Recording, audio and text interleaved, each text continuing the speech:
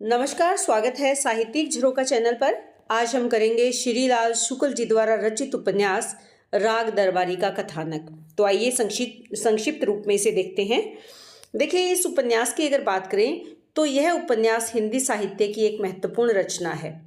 यह उपन्यास भारतीय समाज, खासकर ग्रामीण भारत की राजनीति और सामाजिक संरचना पर व्यंग्य करता है। अर्थात ये किस प्रकार की रचना है? एक व्यंग्यात्मक रचना है। उपन्यास में लेखक ने पात्रों के माध्यम से सत्ता के खेल, भ्रष्टाचार, अहंकार और दिखावे की परतें उधेड़ कर रख दी है। राग दरबारी उपन्यास की कथा वस्तु बहुत ही कसी हुई है। वह कितने परिच्छेदों में संकलित है? इसमें 35 परिच्छेद है। इसके कथानक की अगर संक्षिप्त रूप में बात करें तो कहाँ से शुरू है? शहर के किनारे एक ट्रक खड़ा था। ट्रक के ड्राइवर और क्लीनर एक दुकान के सामने खड़े होकर क्या कर रहे हैं? चाय पी रहे थे। रंगनाथ रोज की तरह ट्रेन को 2 घंटा लेट समझकर घर से चला था, मगर उस दिन उसकी ट्रेन छूट गई थी। रास्ते में चलते हुए उसने ट्रक की ओर देखा और वह बहुत प्रसन्न हुआ। रंगनाथ ड्राइवर से पूछकर शिवपालगंज जाने के लिए ट्रक में बैठ गया। ट्रक बहुत तेज रफ्तार से शिवपालगंज की ओर बढ़ रहा था। रास्ते में ट्रक के आगे एक स्टेशन वैगन रुकी। उसमें से एक अफसर और 2 सिपाही ने उतरकर ट्रक की चेकिंग शुरू कर दी। इसके बाद स्टेशन वैगन भी चली गई, ट्रक भी चल दिया और शाम होते होते ट्रक कहाँ पहुँच गया? शिवपालगंज पहुँच गया। शिवपालगंज के थाने में दरोगा जी और एक व्यक्ति के बीच वहाँ की आपराधिक स्थिति के बारे में वार्तालाप हो रही थी। इसी बीच वहाँ रप्पन बाबू पहुँचते हैं। रुप्पन बाबू कक्षा 10 के छात्र हैं और अपने कॉलेज के नेता हैं। वे थाने में आकर कहते हैं कि उनको वहाँ पर उनके पिताजी ने रिपोर्ट करने भेजा है। और रिपोर्ट क्या है कि रामदीन के यहाँ डाकुओं की चिट्ठी आई है जिसमें 5,000 रुपये की मांग की गई है।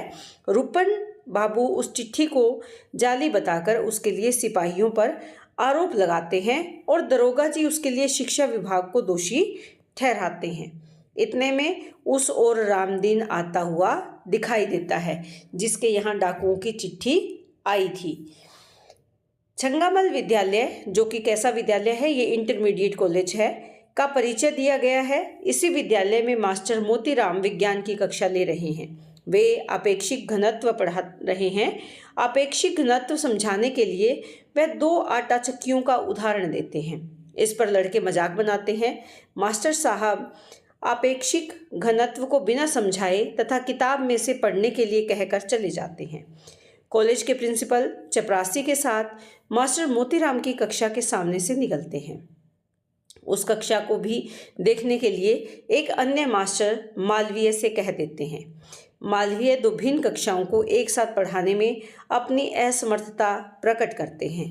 प्रिंसिपल उसे दोनों कक्षा लेने का आदेश देकर वहाँ से चले जाते हैं। खन्ना मास्टर इतिहास के अध्यापक हैं, परंतु इंटरमीडिएट कॉलेज या इंटरमीडिएट की कक्षा को अंग्रेजी पढ़ा रहे हैं। यानी अध्यापक किसके हैं? इतिहास के पढ़ा क्या रहे हैं? अंग्रेजी। उस कक्षा का निरीक्षण करने के पश्चात प्रिंसिपल साहब मास्टर खन्ना पर क्रोध करते हैं कि पढ़ाई से ज़्यादा महत्वपूर्ण डिसिप्लिन है। प्रिंसिपल साहब को रास्ते में मजदूर और ठेकेदार मिलते हैं। प्रिंसिपल साहब टीचरों से परेशान है और ठेकेदार मजदूरों से। ठेकेदार प्रिंसिपल से कहते हैं कि आप फिक्र न कीजिए, डंडे के जोर से प्रिंसिपल ही कीजिए। शिवपालगंज में एक वैद्य जी रहते हैं। असली शिवपालगंज वैद्य जी की बैठक में है। यानी शिवपालगंज की जो वास्तविकता है या जो शिवपालगंज चल रहा है वो कहाँ? वैद्य जी की बैठक में।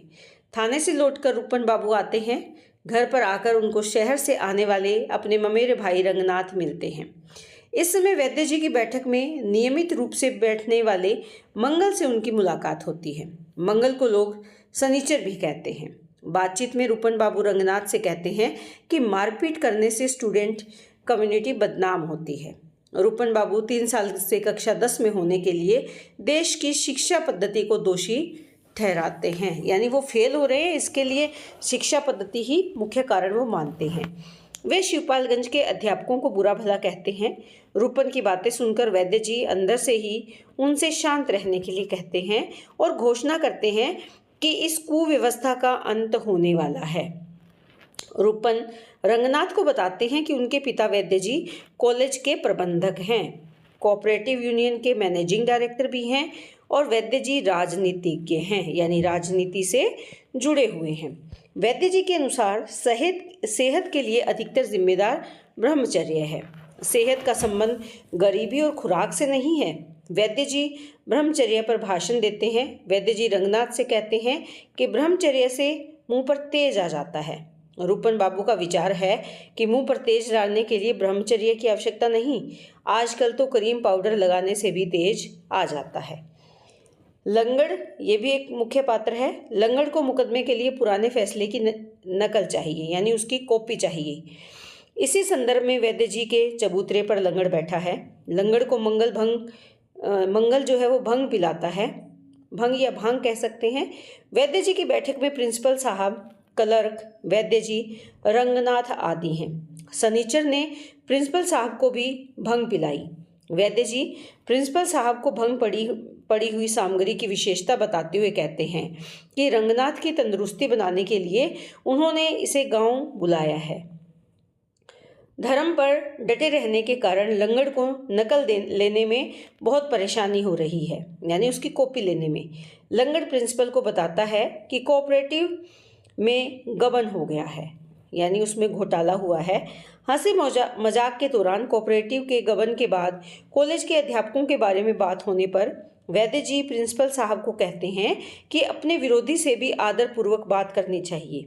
यह राजनीति का सिद्धांत है। बाद में बात जूता मारने की परंपरा पर आ जाती है, यानी वर्तमान राजनीति में जो घटनाएं घटित हो रही है उन पर यहाँ चर्चा की गई है। रिक्शे पर बद्री पहलवान बैठकर आ रहे हैं। बद्री पहलवान रिक्शे वाले से फसल के बारे में बात करना चाह रहे थे, मगर रिक्शे वाला मूड में नहीं था। पहलवान और रिक्शे वाले में देहाती और शहरी रिक्शे वालों के बारे में बातचीत होती है। इसी संदर्भ में दुख के ऊपर बात होती है कि दुख मनुष्य को निचोड़ देता है। बाबू रामदीन कलकत्ते में अफीम का कारोबार करते थे। अफीम के कानून के अंतर्गत वे गिरफ्तार हो गए। जेल से छूटकर उनको गांव वापस आना पड़ा। रामादीन को के रास्ते में बद्री पहलवान से मुलाकात होती है। रामादीन बद्री पहलवान का रिक्शा रुकवाकर उससे कहते हैं कि उनके यहाँ डाका पड़ने वाला है।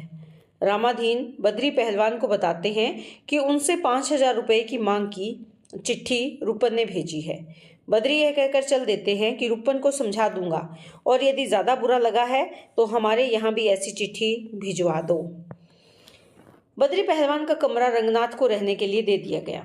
वैद्य जी ने रंगनाथ की सेहत बनाने के हिसाब से उसका नित्य का कार्यक्रम बना दिया, यानी एक रूटीन बना दिया। रंगनाथ को मालूम पड़ा कि गांव में भी पीढ़ी का संघर्ष है। इसके बाद कॉलेज, सहकारी समिति और ग्राम सभा का त्रिकोणात्मक संघर्ष शुरू होता है। वैद्य जी संघर्ष के केंद्र बिंदु है। वैद्य जी रूपी आकाश के तले प्रिंसिपल, सनीचर, गयादीन, बद्री पहलवान, छोटे पहलवान, रूपन बाबू, रंगनाथ और लंगड़ का प्रभावी अस्तित्व विद्यमान है, लेकिन इनके कर्ता धर्ता कौन है? वैद्य जी हैं। कॉलेज से संबंधित कथानक में यह बात स्पष्ट कर दी गई कि शिक्षा राजनीति की दासी है और उसकी स्थिति बहुत ही दयनीय है। दलगत राजनीति एवं उससे संबद्ध तमाम दोष शिक्षा जगत को बंजर बना चुके हैं। तीनों मोर्चों पर संघर्ष चलता है जो युद्ध या जंग के स्तर तक पहुंच जाता है। राजनीति की उखाड़ पछाड़ और कूटनीति के दांव पेच चलते हैं। अंततः तीनों मोर्चों पर वैद्य जी सफल होते हैं और ग्राम शिवपालगंज के बेताज बादशाह के रूप में उभरकर सामने आते हैं। वैद्य जी उनके ज्येष्ठ पुत्र बद्री पहलवान के चेले छोटे पहलवान, परिवार सेवक सनीचर, प्रिंसिपल आदि अपने समस्त विरोधियों को पराजित कर देते हैं और खन्ना, मालवीय, रूपन, रंगनाथ सभी न्यूनाधिक यानी कम या ज्यादा रूप में मुंह की खाते हैं। कथा का समापन प्रिंसिपल और रंगनाथ की बातचीत से होता है। प्रिंसिपल प्रस्ताव करते हैं कि रंगनाथ खन्ना की जगह उनके कॉलेज में इतिहास के लेक्चरर हो जाए। इतिहास के लेक्चरर की जगह हमारे यहाँ खाली पड़ी हुई है, उसी में आप क्यों नहीं लग जाते? ठाठ से मामा के यहाँ रहिए, कॉलेज में 2 घंटा पढ़ाइए, बाकी वक्त रिसर्च कीजिए। रंगनाथ की आंखों में खून उतर आता है, यानी उसे गुस्सा आता है। स्कूल में मास्टरी और वह भी एक विरोधी के कॉलेज में। प्रिंसिपल ऊंचे खिलाड़ी हैं। रंगनाथ को रास्ते पर लाने के लिए कहते हैं, मैं तो तुम्हें घर का आदमी मानकर कह रहा हूँ, आखिर कहीं न कहीं नौकरी तो करोगे ही। रंगनाथ को अत्यधिक क्रोध आ जाता है। वे पूरे आवेश में आकर कहते हैं कि प्रिंसिपल साहब, आपकी बातचीत से मुझे नफरत हो रही है, इसे बंद कीजिए। प्रिंसिपल उदास होकर कहते हैं, रंगनाथ, तुम्हारे विचार बहुत ऊंचे हैं, पर कुल मिलाकर यही साबित होता है कि तुम गधे हो।